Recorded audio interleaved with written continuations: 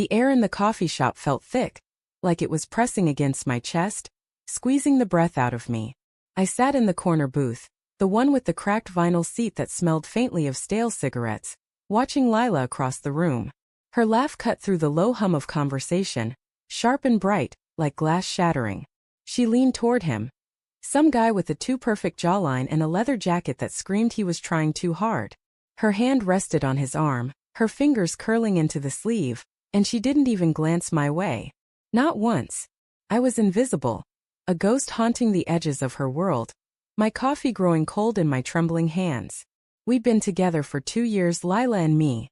2 years of late-night talks, her head on my chest, whispering dreams about a house with a garden, maybe a dog. I'd believed every word, every promise. But now, watching her eyes light up for someone else, I felt the ground shift beneath me. My stomach churned, acid rising in my throat. Was this who we were now? Was this who she was? I tried to rationalize it. Maybe he was just a friend, a coworker, someone she'd known forever. But the way her body angled toward him, the way her smile lingered too long, it wasn't friendly. It was intimate. My fingers tightened around the ceramic mug, the heat biting my skin, grounding me in the moment. I wanted to storm over, demand answers, but my legs felt like lead. What if I was wrong? What if I was seeing things that weren't there? Doubt gnawed at me, a parasite burrowing into my thoughts. The barista called out an order, her voice jarring in the haze of my mind. I glanced at my phone, hoping for a text from Lila, something to explain why she hadn't acknowledged me since we walked in together 20 minutes ago. Nothing. Just the lock screen photo of us at the lake last summer, her arms around my neck, both of us laughing. The memory felt like a lie now, mocking me. I stood, my chair scraping against the hardwood floor, loud enough to make a few heads turn. Not Lila's, though. She was too absorbed, her laughter ringing out again, slicing through me. I grabbed my jacket, my heart pounding so hard I thought it might crack my ribs. I needed air, needed to escape the suffocating weight of her indifference. As I reached the door, my phone buzzed in my pocket. I froze, one hand on the cold glass, and glanced at the screen. A text from Mia, Lila's younger sister. Don't leave yet. My pulse stuttered. Mia wasn't even here. How did she know I was about to walk out? I turned back, scanning the room, half expecting to see her lurking in a corner. But there was only Lila, still oblivious, and the guy, now whispering something that made her blush. My throat tightened, a mix of anger and dread coiling in my gut.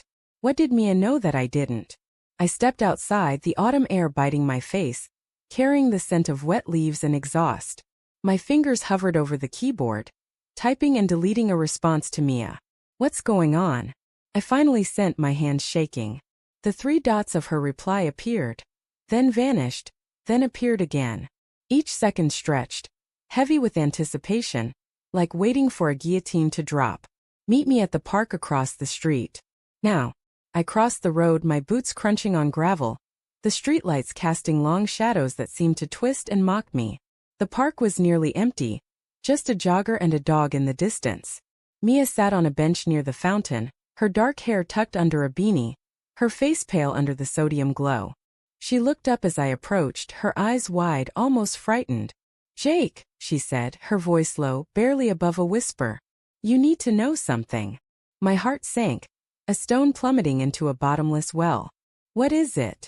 I asked, though part of me didn't want the answer. Part of me wanted to run back to the coffee shop, to pretend I hadn't seen Lila's hand on his arm, hadn't felt the sting of her ignoring me. Mia hesitated, her fingers twisting the hem of her jacket. "Lila's been seeing him. For months." The words hit like a fist, knocking the air out of me. Months. Not days, not a fleeting mistake, but months. I staggered back, leaning against the cold metal of a lamppost. "How do you know?" My voice cracked, raw and desperate. "I saw them," Mia said, her gaze dropping to the ground. "At her place. Late at night. I didn't want to believe it either, but..."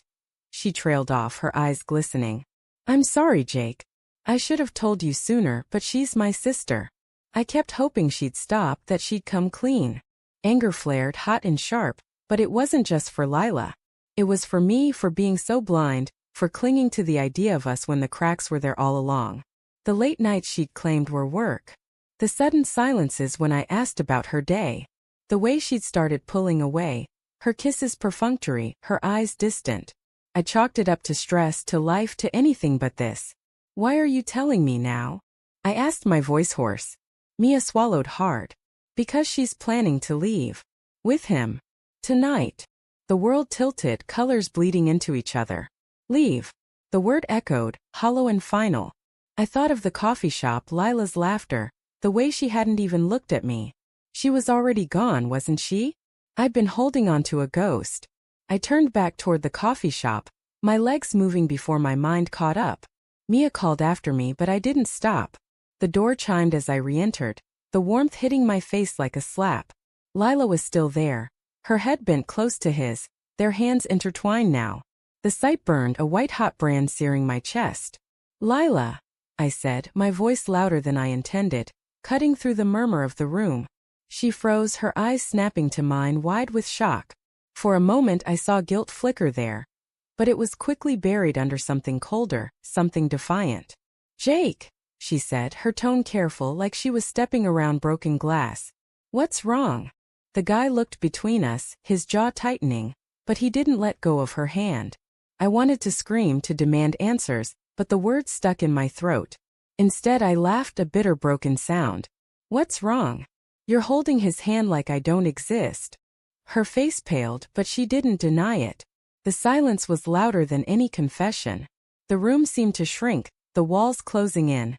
The air heavy with the weight of her betrayal. I waited for her to say something, anything, to beg, to explain, to lie. But she just stared, her lips parted, her eyes empty of the love I'd once seen there. My phone buzzed again. Another text from Mia. Check her bag. The tickets. I glanced at Lila's purse slung over the back of her chair. My hands moved before I could think, snatching it up. She lunged forward, her voice sharp. Jake, don't. But I was already pulling out the envelope, my fingers tearing it open. 2 plane tickets. One way. To Paris. Dated tonight. Her name and his printed side by side. The world stopped. The coffee shop faded, the sounds muffled, like I was underwater. I looked at Lila, searching for the woman I'd loved, but all I saw was a stranger. You were just going to leave? I whispered, my voice breaking. Without a word. Her eyes filled with tears, but they didn't fall. I didn't know how to tell you, she said, her voice trembling. I didn't want to hurt you. I laughed again, the sound jagged, tearing at my throat. Too late. I dropped the tickets on the table, turned and walked out, the door slamming behind me. The cold air hit me again, but this time it felt like freedom. My phone buzzed one last time. Mia. I'm so sorry. I didn't reply. I kept walking, the city lights blurring through tears I hadn't realized were falling. Lila was gone, but so was the weight of her lies. And in that moment I realized the worst betrayal wasn't hers, it was mine. For loving someone who'd never truly loved me back.